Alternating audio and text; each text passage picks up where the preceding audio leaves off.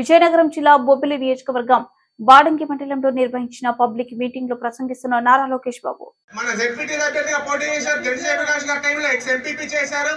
ఎన్ని ప్రలోభాలు పెట్టినా ఎన్ని లక్షలు ఇస్తామన్నా నాకు తెలుగుదేశం పార్టీ జెండా ముఖ్యం, పార్టీ ముఖ్యం అనే పార్టీకి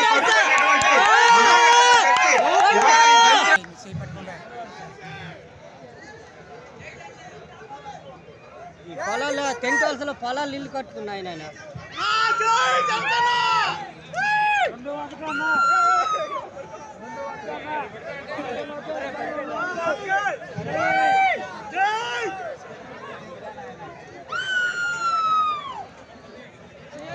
అదేవిధంగా మన జన్నివలస గ్రామానికి చెందిన రమేష్, కని సత్యనారాయణ గారు, శైలజ గారు ఇటు వచ్చారు.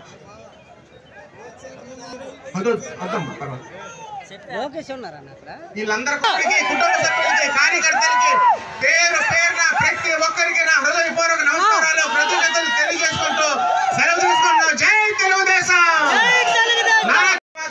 సచివాలయ ఉద్యోగం వచ్చి కొన్ని రోజులు రాజకీయాలకు దూరంగా ఉన్నాడు, కానీ ఇవాళ సచివాలయ ఉద్యోగానికి రాజీనామా చేసి ఇవాళ తెలుగుదేశం పార్టీ తీర్థ మరోసారి పుచ్చుకున్న నెక్స్ట్ కౌన్సిలర్ అయినటువంటి మన పట్టాల చంద్రశేఖర్ కూడా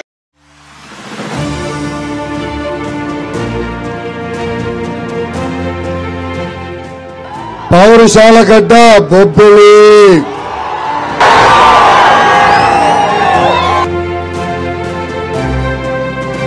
ఈ లోకేష్ తగ్గేదే లేదు. జగన్ బామలకే భయపడే కుటుంబం మాది. నువ్వు పెట్టే చిల్లర కేసులకి నేను భయపడతానా? ఇక్కడున్న కార్యకర్తలందరికి పిలిపిస్తున్నా, 2 నెలలు కష్టపడండి.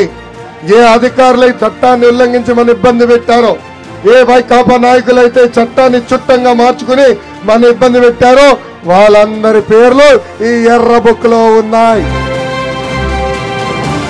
విజయనగరం జిల్లాని అభివృద్ధి చేసింది తెలుగుదేశం పార్టీ. ప్రజలందరూ ఒక్కసారి ఆలోచించాలి. రోడ్లు గాని, బ్రిడ్జిలు గాని, తాగు నీటి పథకాలు గాని, టూరిజం ప్రాజెక్టులు గాని, పేద ప్రజలకు ఇల్లు గాని ఇవన్నీ కట్టింది తెలుగుదేశం పార్టీ.